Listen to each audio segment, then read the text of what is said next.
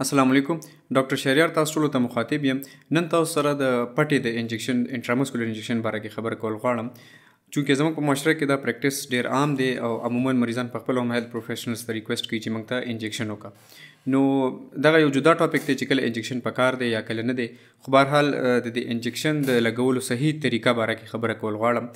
نو چې کوم دوه ډېر عام ځایونه دي، یو خو د مټ چې کوم د لاس پټه ده او دویمه د ډوډۍ پټه. نن زه د مټ د ډیلټاید مسل کوم ځای کې چې دا انجکشن وهلی کېږي هغې باره کې خبره کوم. نو کوم ځای کې چې دا اوږه د دې لاس یا د بازو سره جنګېږي، په دغه ځای کې یو هډوکی دغې ته اکرومیون پروسس وایي.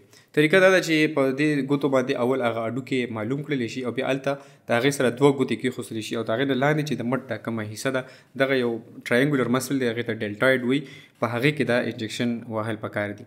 د انجکشن طریقه به زه په دې پنسل باندې ځکه ایکسپلین کوم چې اکثر ویډیوز باندې بیا وایلیشن راځي.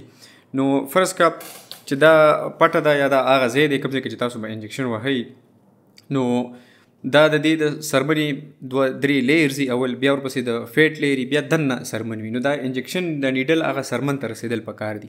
د خلکو اکثر دا کوشش وي یا دا غلط پریکټس وي چې د انجکشن کږه وهي یا په مزه مزه وهي، هغه انجکشن بیا هغه پټې ته چې کوم مخصوص ځای دی هغې ته ونه رسي. نو انجکشن به بالکل سیده په 90 ډیګري انګل باندې وهل وي. او د انجکشن د نیولو طریقه دا ده چې دا خلکو داسې نیول، دا غلطه طریقه ده. انجکشن به داسې نیسي څنګه چې خلک تیر باندې هغه نښه ولي.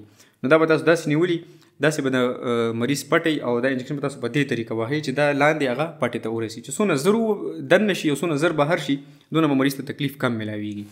او نوره طریقه دا چې کله پلنجر شاته لږ پول کول دي چې یاره انجکشن رګ وغیره کې نه دی، خو انجکشن په غلطه طریقه باندې ووهلی شي، غټ نقصان یې دا دی چې کوم بیمارۍ دپاره انجکشن وهلی شوي هغه په ځای پاتې شي. د انجکشن چې خپل کوم نقصانات دي مریض په هغې کې مبتلا شي. نو د انجکشن د انټرامسکولر انجکشن د وهلو صحیح طریقه انتهایی لازمي ده.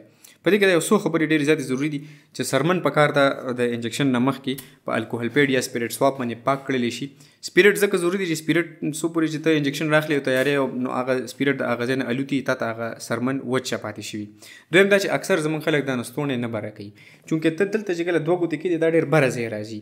نو نستوڼی د دې ځای پورې نه بره کېږي. اکثر بیا خلک د انجکشن لاندې د پټې نه ګنجایش زیات وي چې لاندې ووهلی شي، نو بیا هغه انجکشن غلط شي، نقصان وکړي، فایده مو نه کړي او الټه مریض د نقصان سره مخ شي.